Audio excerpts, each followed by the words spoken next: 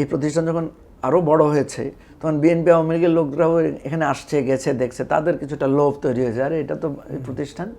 এমন কেউ এ পর্যন্ত অভিযোগ করতে পারবে না বড় ধরনের যে এখানে পরীক্ষা বাইপাস করে পরীক্ষা ফেল করার পরে কাউকে চাকরি দিয়েছে, এরকম কিন্তু অভিযোগ নাই।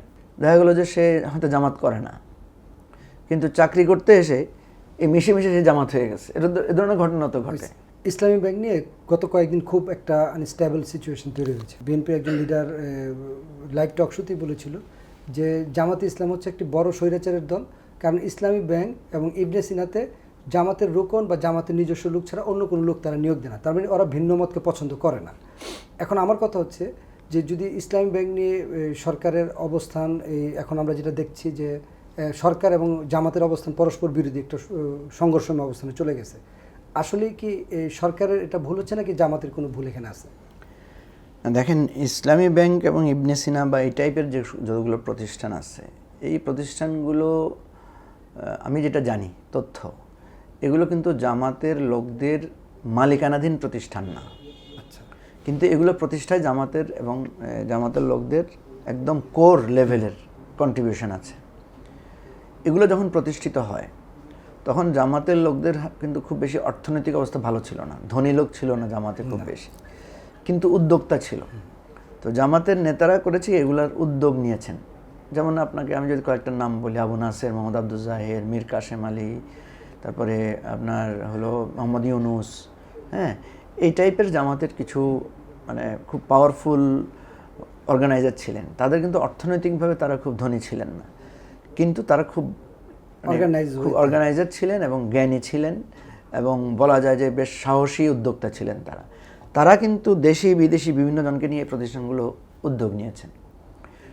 তো এই যেহেতু তারা অর্গানাইজিং জায়গায় ছিলেন কিন্তু ফান্ড তাদের ছিল না, ফলে বিভিন্ন জন তাদেরকে ফান্ড দিয়েছে।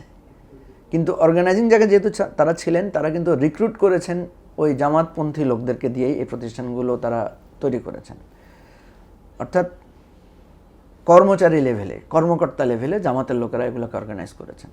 আর যারা ফান্ড দিয়েছেন, টাকা দিয়েছেন, তারা এগুলো নিয়ে খুব বেশি মাথা ব্যথা করেন নাই। তারা শুধু দেখেছেন যে এটা ঠিকমতো চলছে কিনা, এটাতে লাভ হচ্ছে কিনা। তো এখন দেখা যাচ্ছে ইবনে সিনাতে ভালো লাভ হচ্ছে, ইবনে সিনা একটা ভালো অর্গানাইজেশন হিসেবে দাঁড়িয়েছে, ইসলামী ব্যাংক আস্তে আস্তে প্রোগ্রেস করেছে।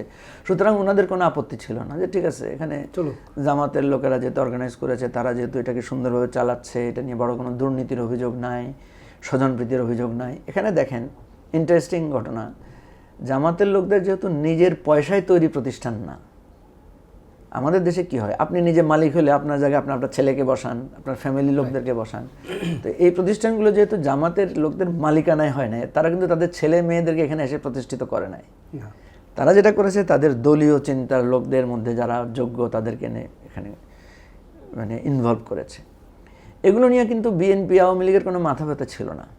কিন্তু এই প্রতিষ্ঠানগুলো যখন ফুলে ফেঁপে অনেক বড় হয়েছে, অনেক শক্তিশালী আকারে নেটওয়ার্ক হয়েছে, এগুলো একদম গণমানুষের জায়গায় কাজ করা শুরু করেছে এবং আর্থিকভাবে একটা শক্তিশালী প্রতিষ্ঠানে রূপান্তরিত হয়েছে, দুটো কাজ ঘটেছে। সেটা হচ্ছে ওই যে জামাতের লোকেরা একসময় আর্থিকভাবে দুর্বল ছিল, তারা যখন এখন আর্থিকভাবে একটা শক্তিশালী হয়েছে, তারা এখন কর্মচারী কর্মকর্তার জায়গা থেকেও তারা কিছুটা মালিকানার দিকেও তারা কিছুটা ঝোঁকার চেষ্টা করেছে। ডিরেক্টর লেভেলে তাদের অবস্থান পাকাপোক্ত করার তারা চেষ্টা করেছে। ইন দ্য মিন টাইম ওই যে বিএনপি আওয়ামী লীগের লোকেরা যখন এই প্রতিষ্ঠান যখন আরও বড় হয়েছে, তখন বিএনপি আওয়ামী লীগের লোকরাও এখানে আসছে গেছে দেখছে, তাদের কিছুটা লোভ তৈরি হয়েছে, আরে এটা তো এই প্রতিষ্ঠান। তারাও ভেতর থেকে বুঝতে পেরেছে, যেমন এসালাম যখন বুঝতে পেরেছে আরে জামাতের লোকেরা তো এখানে নিয়ন্ত্রক কিন্তু মালিক না, তখন উনি চিন্তা করেছেন যে এখানে মালিকানায় কীভাবে ঢোকা যায়। উনি রাষ্ট্রীয় ক্ষমতা, নানা দুর্নীতি, ফাঁক ফোকর, আর্থিক করে, এবং সেখানে কিন্তু জামাতের অনেক লোককে ব্যবহার করা হয়েছে। এগুলো করে তারা নিয়ন্ত্রকের জায়গায়, মালিকানার জায়গায় তারা প্রবেশ করেছে। এখন যেটা দাঁড়াচ্ছে, এটা একটা বিতর্কের ব্যাপার যে যেমন আপনি আমাদের দেশে এটা একটা ট্র্যাডিশন যে আপনি দেখবেন একটা ইউনিভার্সিটির বড় ভাই যখন কোথাও থাকে, তিনি ওই ইউনিভার্সিটির জুনিয়রদেরকে এনে এখানে চাকরি দেয়। একটা এলাকার কোনো বড় লোক যদি কোনো একটা প্রতিষ্ঠানে থাকে, তখন ওই এলাকার লোকেরা সেখানে গিয়ে চাকরি নেয়। ফলে এই ইবনে সিনা, ইসলামী ব্যাংক সহ এই সমস্ত জায়গায় যেহেতু এখানে জামাতের বড় বড় সিনিয়র লোকেরা যেহেতু এখানে বিভিন্ন মানে তৎপরতায় ছিলেন, ফলে ওনারা রিক্রুট করেছেন ওই নেটওয়ার্ক থেকে। এখন এটাকে নীতিগতভাবে বৈধ কি অবৈধ আপনি চ্যালেঞ্জ করতে পারবেন যে তার নীতিমালায় মানে তার কোনো দুর্নীতি আছে কিনা। জামাত যে কাজটা করেছে সেটা হচ্ছে তার প্রশ্নপত্র রিক্রুটিং পরিস্থিতিটা এমন করে করা হয়েছে সেখানে জামাতের লোক ছাড়া অন্য কেউ সেখানে পরীক্ষা দিয়ে ভালো করতে পারবে না। কিন্তু কথা হচ্ছে সেটা একটা সিস্টেমের মধ্যে দিয়ে করেছে, সিস্টেমে কোনো ত্রুটি করে নাই, পরীক্ষা নিয়ে করেছে, পরীক্ষা ছাড়া কাউকে নিয়োগ দেয় নাই। এমন কেউ এ পর্যন্ত অভিযোগ করতে পারবে না বড় ধরনের যে এখানে পরীক্ষা বাইপাস করে পরীক্ষা ফেল করার পরে কাউকে চাকরি দিয়েছে, এরকম কিন্তু অভিযোগ নাই। তো ফলে এখন যেটা প্রশ্ন উঠেছে যে এই ধরনের প্রতিষ্ঠান একটা দলীয় চিন্তার লোকদের আবর্তে এই ধরনের একটা ন্যাশনাল লেভেলের এত পাওয়ারফুল প্রতিষ্ঠানকে আপনি অ্যাগ্রি করবেন কিনা। আপনি যদি না করেন তাহলে রাষ্ট্রীয় নীতি বদলান, রাষ্ট্রীয় নীতিমালার মধ্যে আনেন, আপনি সেখানে পরীক্ষা পদ্ধতির মধ্যে আপনি পরিবর্তন আনেন।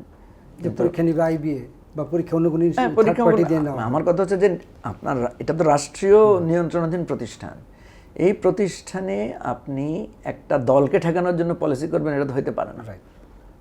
একটা প্রতিষ্ঠানে একটা নির্দিষ্ট দলের লোকেরা চাকরি করবে, ধরুন একটা যুক্তি হতে পারে যে ওরা প্রতিষ্ঠান করেছে ওদের দলের লোকদের চাকরি হলে অসুবিধা কি, এই ধরনের একটা যুক্তিও তো হতে পারে। আবার আরেকটা পাল্টা যুক্তি হতে পারে যে তারা প্রতিষ্ঠান করছে ঠিক আছে, কিন্তু এটা তো ন্যাশনাল লেভেলের প্রতিষ্ঠান, এখানে শুধু একটা দলের লোকেরা চাকরি পাবে কেন। যদি এটা হয় আপনি তাহলে তার নীতিমালা পরিবর্তন আনেন, আপনি পরীক্ষা পদ্ধতিতে পর্যবেক্ষক দেন, অসুবিধা তো নাই। এখন এরকমও তো ঘটনা ঘটেছে যে ইসলামী ব্যাংক যখন প্রতিষ্ঠিত হয় তখন বিভিন্ন ট্রেডিশনাল ব্যাংক থেকে লোকেরা ইসলামী ব্যাংকে জয়েন করেছে, সোনালী ব্যাংক, রূপালী ব্যাংক থেকে চাকরি ছেড়ে দিয়ে এখানে জয়েন করেছে। দেখা গেলো যে সে হয়তো জামাত করে না, কিন্তু চাকরি করতে এসে এই মিশে মিশে সে জামাত হয়ে গেছে। এ ধরনের ঘটনা তো ঘটে। এখন আপনি পরীক্ষার নীতিমালা বদলাইয়া দেখা গেলো বিএনপি পন্থী আওয়ামী পন্থী লোকদেরকে এনে এখানে চাকরি দিলেন, ধরেন যোগ্য লোকদেরকে দিলেন, তারপর দেখা গেলো এই পরিবেশে এসে সেও নামাজি হয়ে গেল, সেও জামাত হয়ে গেল, তখন আপনি কি করবেন? তো এই ধরনের ঘটনা তো বাংলাদেশে ঘটে, তাই না? সুতরাং আমি যেটা মনে করি যে কোনো ব্যবসা প্রতিষ্ঠান, জাতীয় কোনো প্রতিষ্ঠানকে দলীয় দৃষ্টিকোণ থেকে এটাকে ক্ষতিগ্রস্ত করা ঠিক হবে না। আর জামাতেরও ভাবতে হবে যে আপনি একসময় ছোট ছিলেন, আপনি একটা নির্দিষ্ট নীতিমালা ছিলেন, এখন যদি এটা জাতীয় প্রতিষ্ঠানে পরিণত হয়েছে আপনি ওপেন করে দেন। শুধু যে আপনার লোকেরা আসবে, অন্যান্য লোকেরা এসেও তো আপনার এই পরিবেশে পরিবর্তিত হতে পারে।